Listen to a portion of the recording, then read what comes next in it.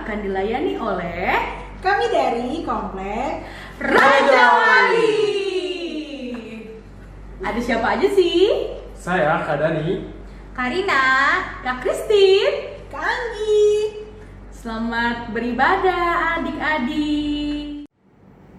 Shalom adik-adik. Shalom. Apa kabarnya hari ini? Semoga kakak berharap adik-adik tetap di rumah aja ya. Meskipun kita udah gak ketemu nih ya Kak Dani ya. Iya. Udah berapa minggu, udah hampir 3 bulan kita gak ketemu. Nah, pada saat ini kita akan memulai ibadah pra remaja. Kakak mau ajak adik-adik untuk persiapkan hati dan juga persiapkan Alkitab adik-adik untuk memulai ibadah pada pagi hari ini. Kita mau memuji Tuhan dari lagu Mampirlah Dengar Doaku.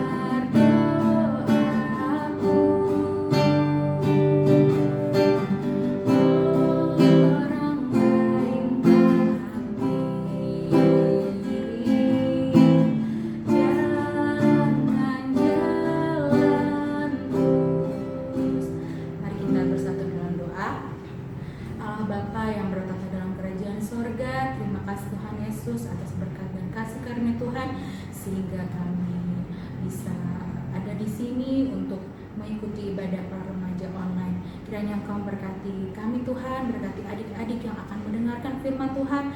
Kiranya setiap firman yang akan adik-adik pelajari hanya untuk memuji dan memuliakan nama Tuhan. Terima kasih Tuhan Yesus, ampuni setiap salah dan dosa kami. Dalam nama Tuhan Yesus kami telah berdoa dan mengucap syukur.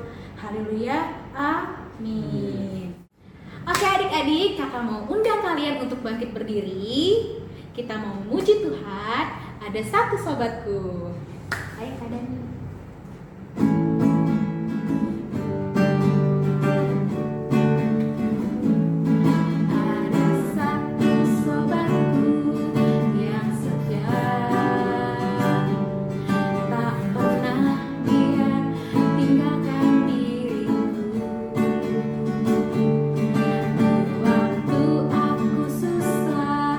Waktuku sendirian, dia selalu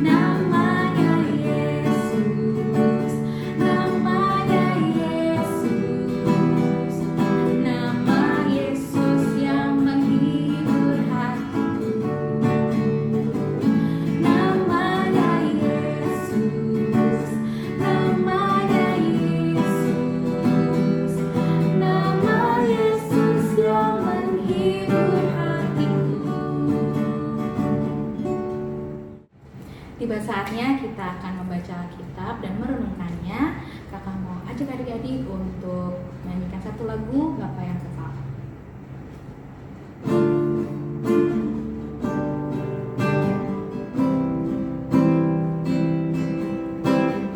Kasih yang sempurna. Kasih yang sempurna telah ku terima darimu, bukan karena kebaikanku, hanya oleh kasih karuniamu. Kau pulihkan aku, layakkan ku dapat memanggilmu Bapa. Kau beri aku pintar saat ku mencari, ku mendapatkan.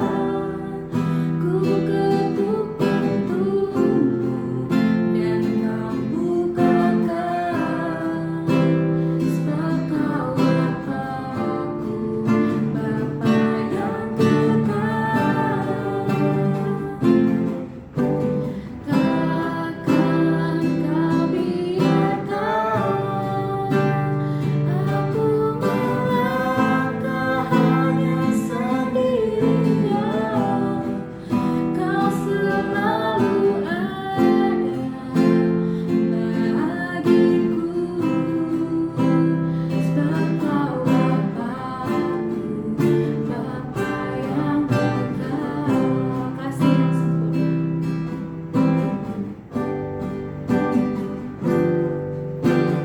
Kasih yang sempurna telah ku terima darimu, bukan karena kebaikanku, hanya oleh kasih karuniamu. Kau pulihkan aku,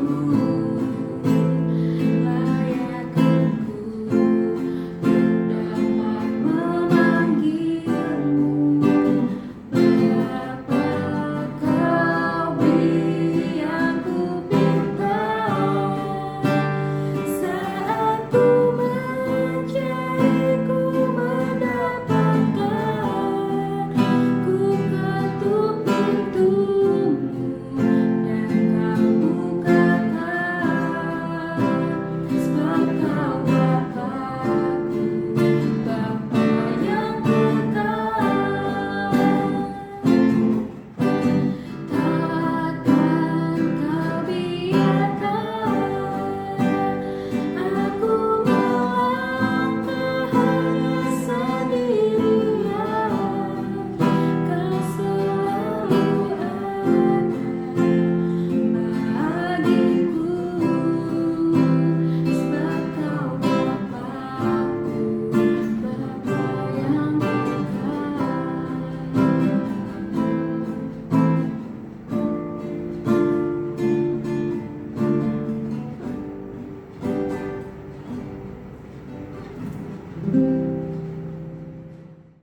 Shalom adik-adik, selamat hari Minggu.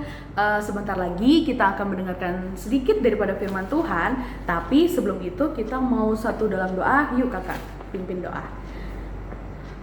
Tuhan kami Yesus Kristus yang bertata dalam kerajaan surga, terima kasih Tuhan untuk segala berkat-Mu ya Bapa. Terima kasih atas nafas kehidupan yang masih Engkau berikan bagi kami ya Tuhan. Walaupun di tengah pandemi corona ini kami masih dapat diberikan kesempatan untuk mendengarkan sebagian daripada firman-Mu walaupun harus di rumah kami masing-masing ya Tuhan. Terima kasih Bapa, Engkau berkati kami, Engkau jamah kami, Engkau buka hati dan pikiran kami agar kami dapat dengar-dengaran dengan baik atas firman yang akan disampaikan nanti. Terima kasih Tuhan Yesus, haleluya, amin.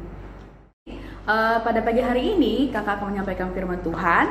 Ada yang tahu temanya apa? Tema yang akan kita dengarkan pada hari ini adalah berani hidup. Ada yang tahu nggak arti berani itu apa? Kakak kasih tahu ya. Berani, arti berani menurut Kamus Besar Bahasa Indonesia itu adalah seseorang yang mempunyai hati yang mantap dan rasa percaya diri yang besar dalam menghadapi segala cobaan, segala permasalahan, segala kesulitan, segala hambatan. Nah, sebelum lebih jauh lagi kita mendengarkan firman Tuhan, kakak mau ngajak adik-adik untuk melihat sedikit animasi atau cerita yang akan diputar. Check it out! If you wake up and you don't wanna smile, if it takes just a little while, open your eyes and look at the day.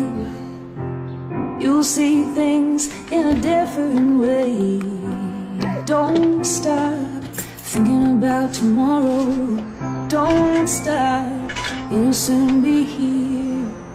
It'll be here better than before. Yesterday's gone, yesterday's gone. Why not think about the times to come, and not about the things that you have done? If your life was bad to you, just think about what tomorrow will do. Don't stop thinking about tomorrow. Don't stop, it'll soon be here. It'll be here better than before. Yesterday's gone, yesterday's gone.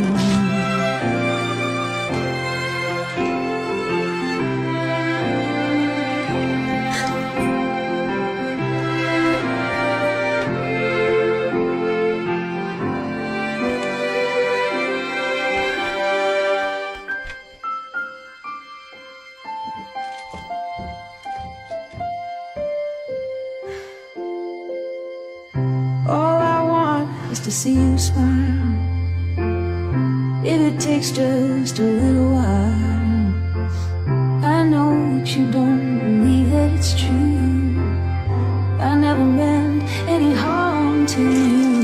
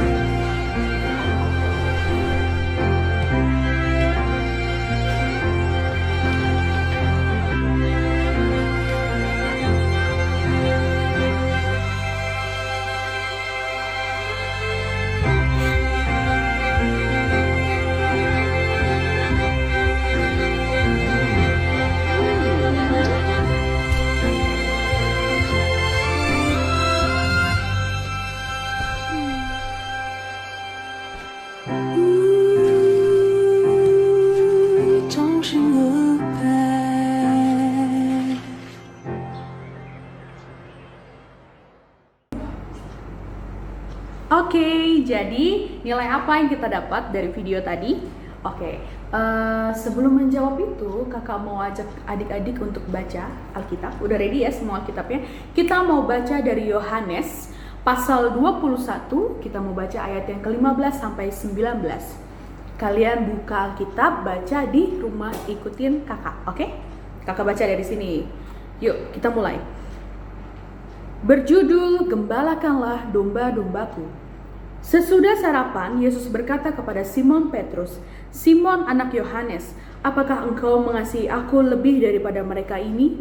Jawab Petrus kepadanya, "Benar Tuhan, engkau tahu bahwa aku mengasihi engkau." Kata Yesus kepadanya, "Gembalakanlah domba-dombaku." Kata Yesus pula kepadanya untuk kedua kalinya, "Simon anak Yohanes, apakah engkau mengasihi aku?" Jawab Petrus kepadanya, "Benar Tuhan, Engkau tahu bahwa aku mengasihi Engkau." Kata Yesus kepadanya, "Gembalakanlah domba-dombaku." Kata Yesus kepadanya untuk ketiga kalinya, "Simon, anak Yohanes, apakah engkau mengasihi aku?" Maka sedih hati Petrus karena Yesus berkata untuk ketiga kalinya, "Apakah engkau mengasihi aku?" Dan ia berkata kepadanya, "Tuhan, Engkau tahu segala sesuatu. Engkau tahu bahwa aku mengasihi Engkau." Kata Yesus kepadanya, "Gembalakanlah domba-dombaku. Aku berkata kepadamu, sesungguhnya ketika engkau masih muda, engkau mengikat pinggangmu sendiri dan engkau berjalan kemana saja kau kehendaki. Tetapi jika engkau sudah menjadi tua, engkau akan mengulurkan tanganmu dan orang lain akan mengikat engkau dan membawa engkau ke tempat yang tidak kau kehendaki." Dan hal ini dikatakannya untuk menyatakan bagaimana Petrus akan mati dan memuliakan Allah.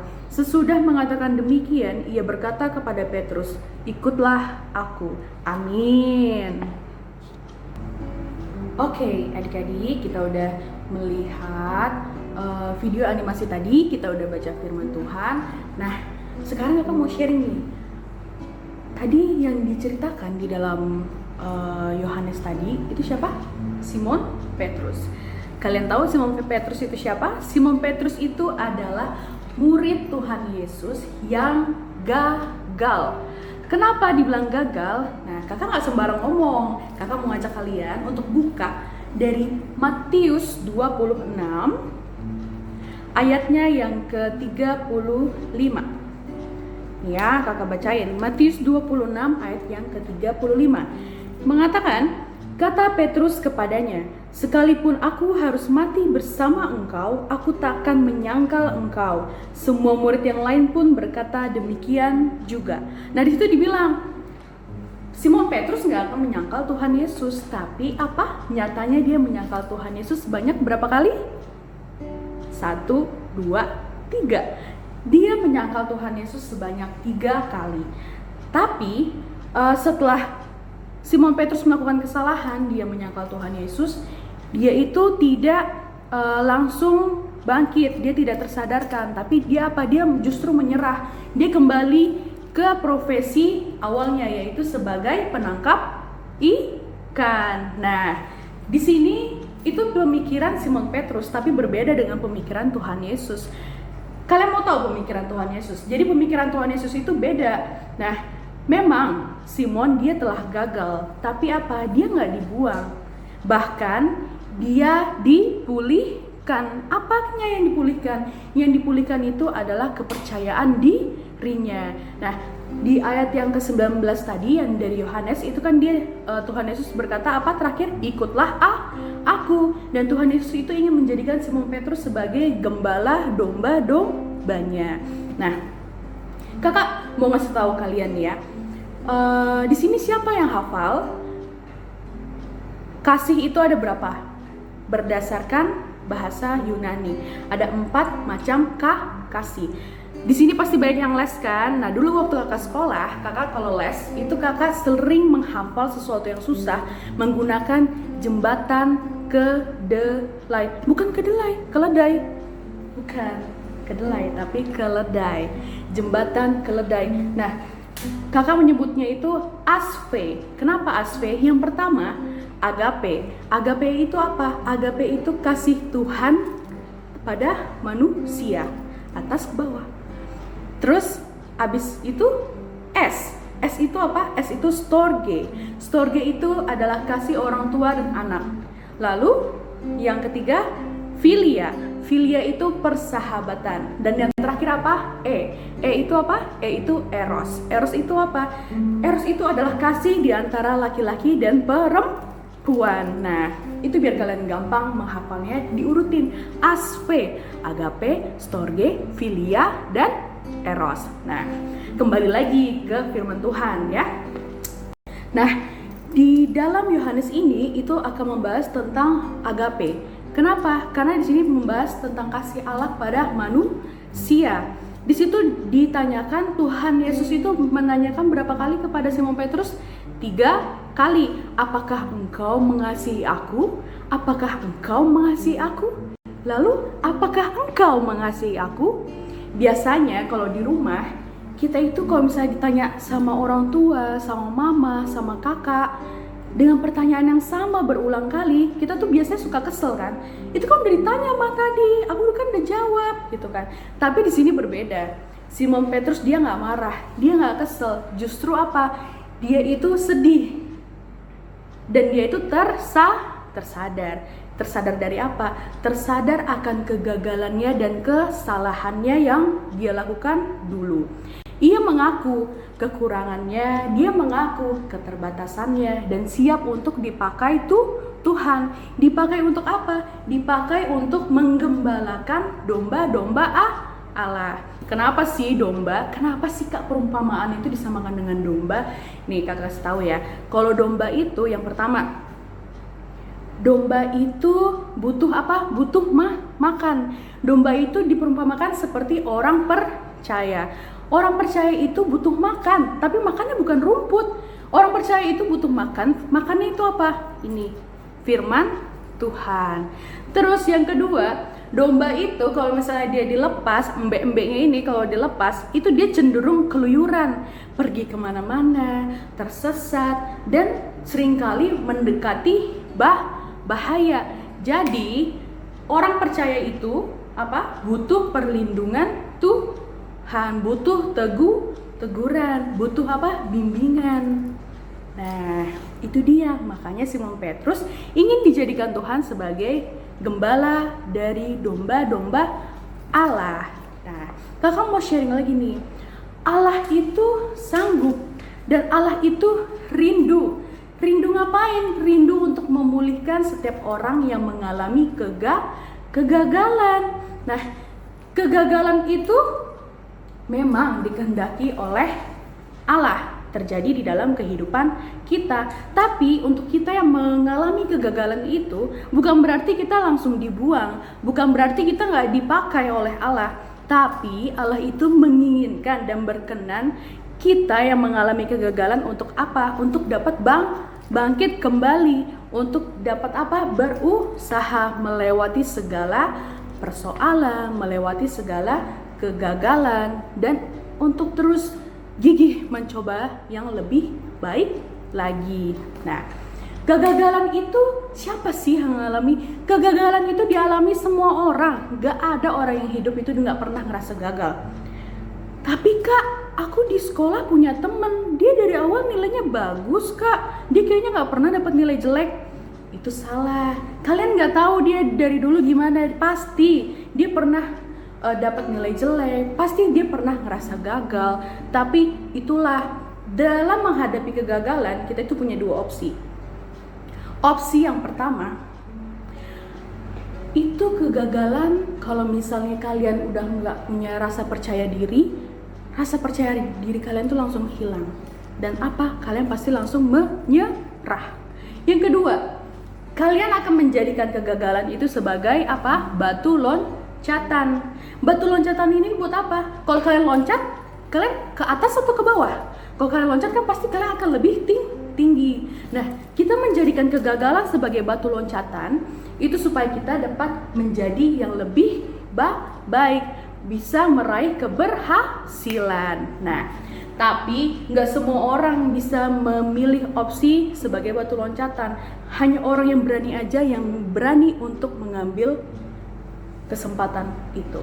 Nah, dalam hidup, kegagalan, keberhasilan, mereka itu jadi satu padu, menjadi suatu dinamika yang mewarnai kehidupan kita. Justru itu yang bikin seru. Kalian pasti pernah ke Dufan dong. Di Dufan itu kalau kalian lihat roller coaster itu antriannya paling panjang. Kenapa? Paling seru, paling asik. Roller coaster itu ke atas, ke bawah, ke kanan, ke kiri, ke atas, ke bawah. Tapi itu yang bikin seru kan? Kayak kehidupan, ke atas, ke bawah, pilihan kanan, pilihan ke kiri. Itu yang namanya kehidupan. Jadi selama kita masih bernafas, kita itu selalu diberikan kesempatan untuk berjuang untuk melakukan yang terbaik. Ketika gagal, jangan menyerah, tapi belajarlah dari kegagalan. Karena selalu ada kesempatan untuk memperbaiki. Karena gagal itu adalah salah satu cara Tuhan untuk membentuk hidup kita, untuk membentuk kepribadian kita. Percaya nggak? Yuk, kakak mau ngajak kalian untuk buka. Kita mau buka dari Roma 8 ayat 28. Kakak baca ya, dengerin nih.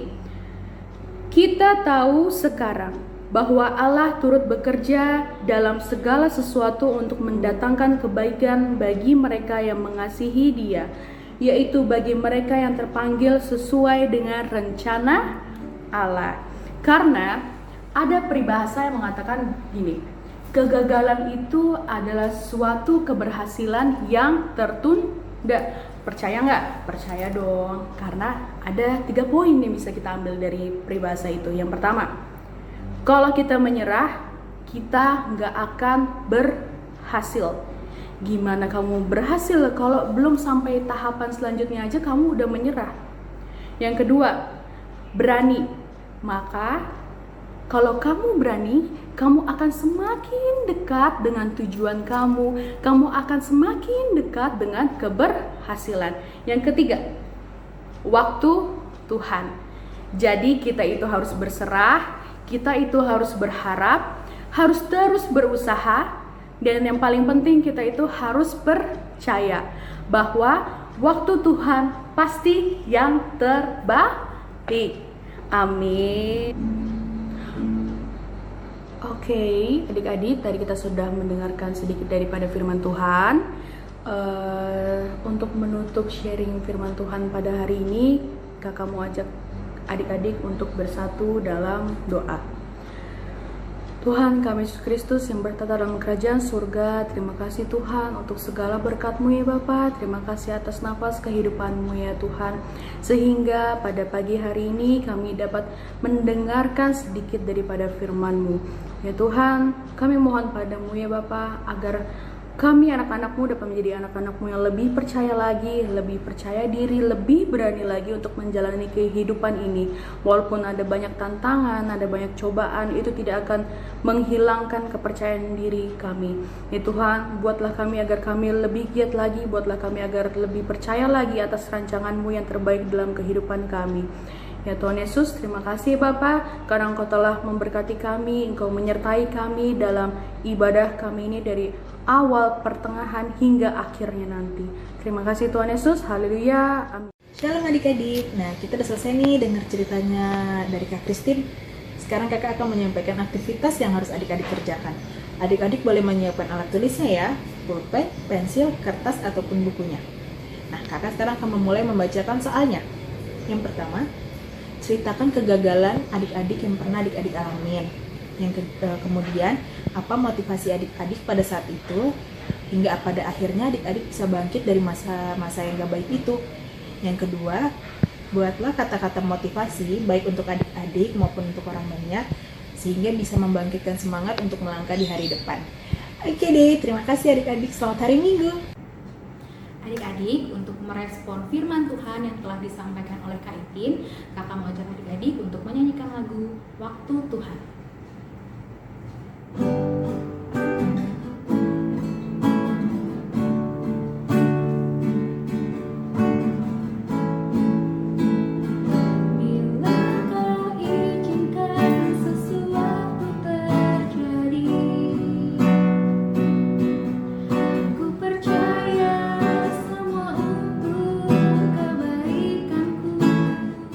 Bila nanti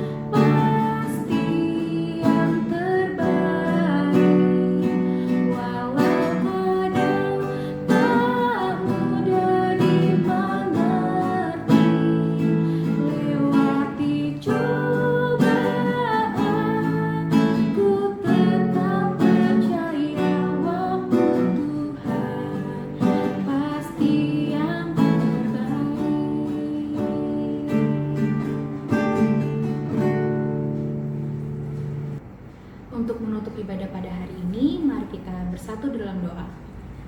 Bapa yang berada dalam kerajaan surga, terima kasih Tuhan Yesus atas berkat dan kasih karunia Tuhan sehingga kami bisa mengikuti ibadah pada pagi hari ini dengan baik.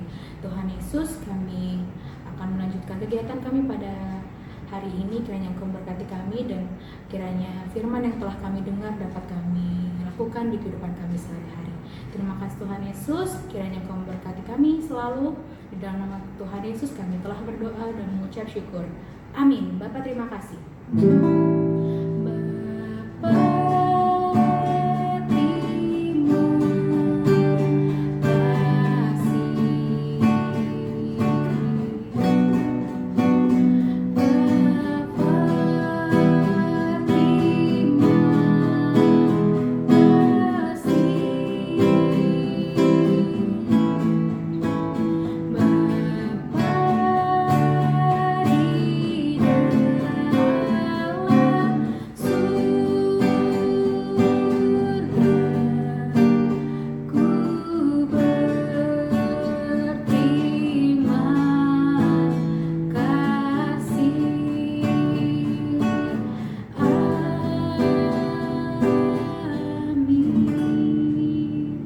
Selamat hari Minggu adik-adik, Tuhan Yesus memberkati.